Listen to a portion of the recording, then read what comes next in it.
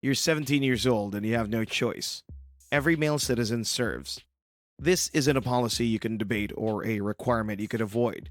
This is the law of the Democratic People's Republic, and the law is absolute.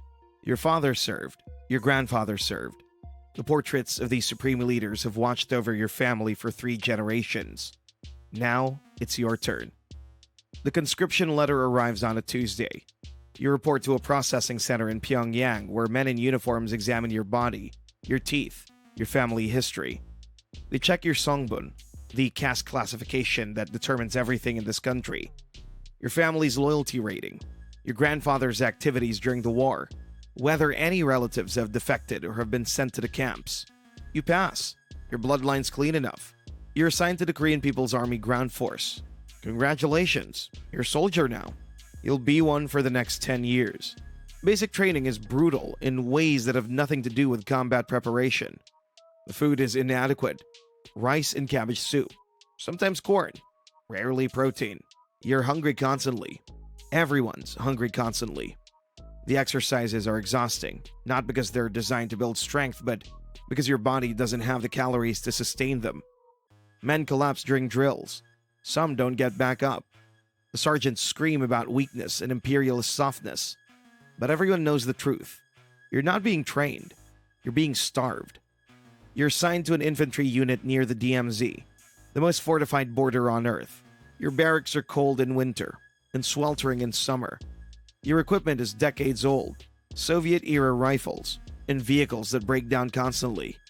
Your officers talk about the coming war with the American imperialists, the glorious reunification of the peninsula, the final victory that has been promised since 1953. You nod along. Everyone nods along. Belief is mandatory. Your actual duties have little to do with military readiness. You spend most of your time farming. The army has to feed itself, and that means soldiers work the fields.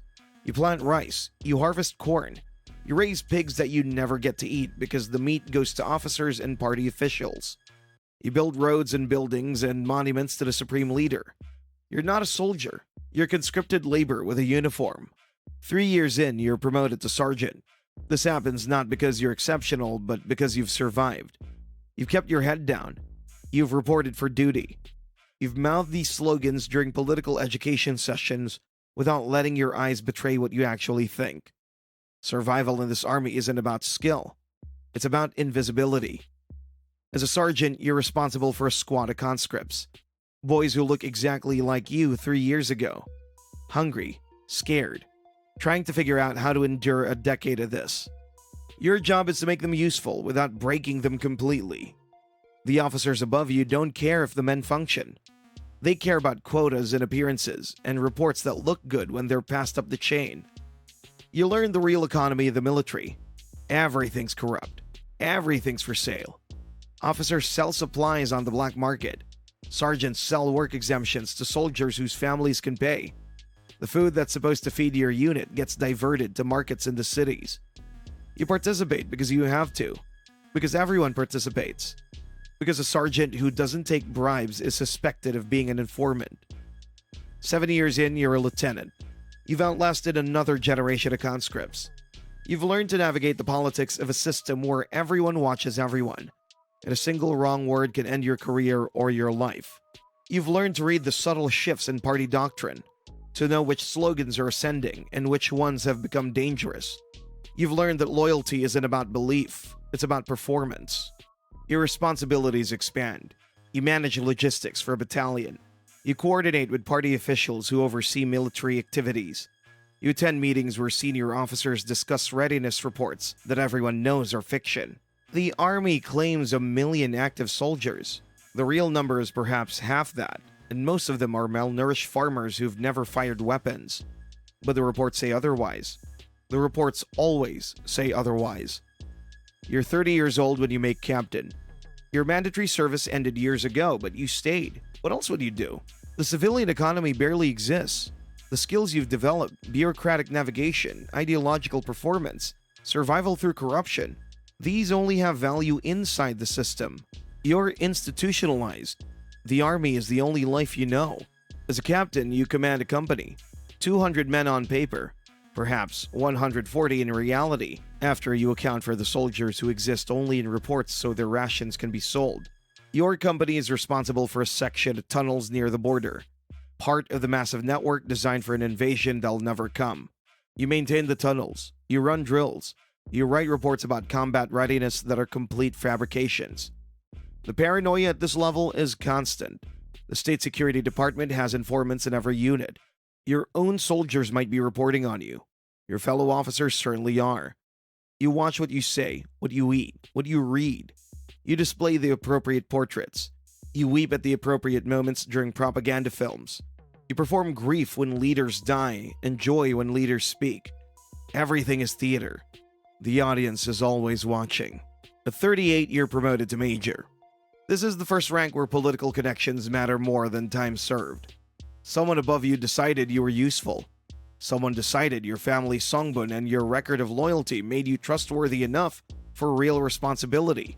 You're assigned to a corps headquarters, handling operations planning for an entire region. You see things at this level that you weren't supposed to see. The gap between official capability and actual capability. The equipment that doesn't work, the fuel that doesn't exist, the training that never happens. You understand now that the Korean People's Army is not a fighting force. It's an employment program and a tool of social control. It keeps millions of young men fed just enough to prevent unrest and occupied just enough to prevent thought. You also see the privileged class, the generals who live in mansions in Pyongyang, the party officials who have access to foreign goods, foreign medicine, foreign information. They eat meat every day. Their children study abroad. They know the truth about the outside world, and they've made their peace with the lie. You're not one of them. You're useful to them, which is different. Colonel comes at 45. You've navigated 2 leadership transitions, the most dangerous moment in the country's political life. When the supreme leader dies, everything becomes uncertain. Factions maneuver, rivals are purged. The wrong association, the wrong patron, the wrong words spoken a decade ago can resurface and destroy you. You survived because you were careful, because you never committed to anyone who might fall, because you kept your usefulness broad and your profile low. At this rank, you're part of the planning apparatus for actual military operations, not the invasion fantasies that dominate official doctrine. Real operations, provocations along the border, artillery tests designed to extract concessions from the south, cyber operations against foreign targets. You see how the regime uses military tension to maintain internal control. An external enemy justifies every sacrifice, every shortage, every restriction. The war that never comes is more useful than any war that might. General is the ceiling. You reach it at 53, after an entire career of perfect obedience and careful invisibility.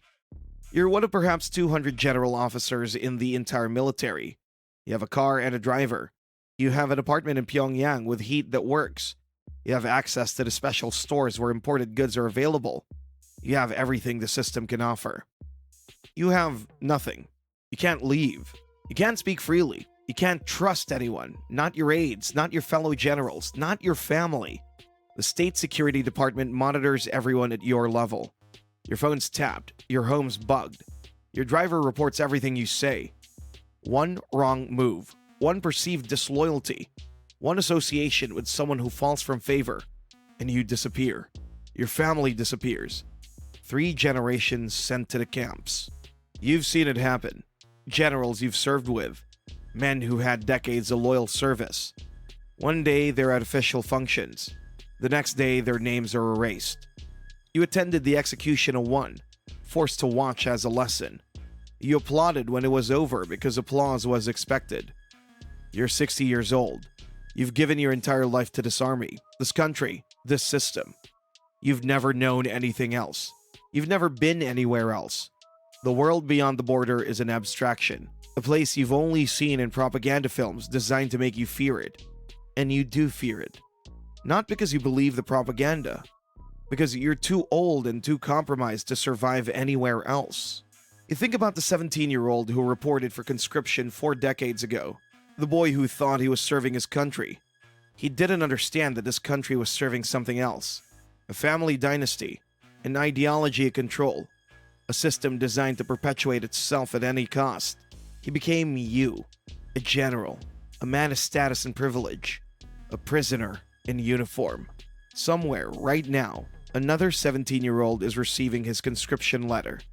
He's scared and confused and trying to figure out how to endure what's coming. He doesn't know yet that endurance is the trap, that survival means becoming part of the machine, that the only way out is through decades of service that'll hollow him into something that can function in a system designed to crush everything human. He'll learn. They all learn. And the machine will keep running, fed by bodies and silence and the absolute certainty that there is no alternative.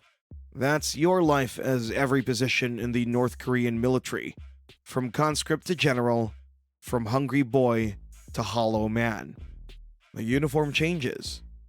The cage doesn't.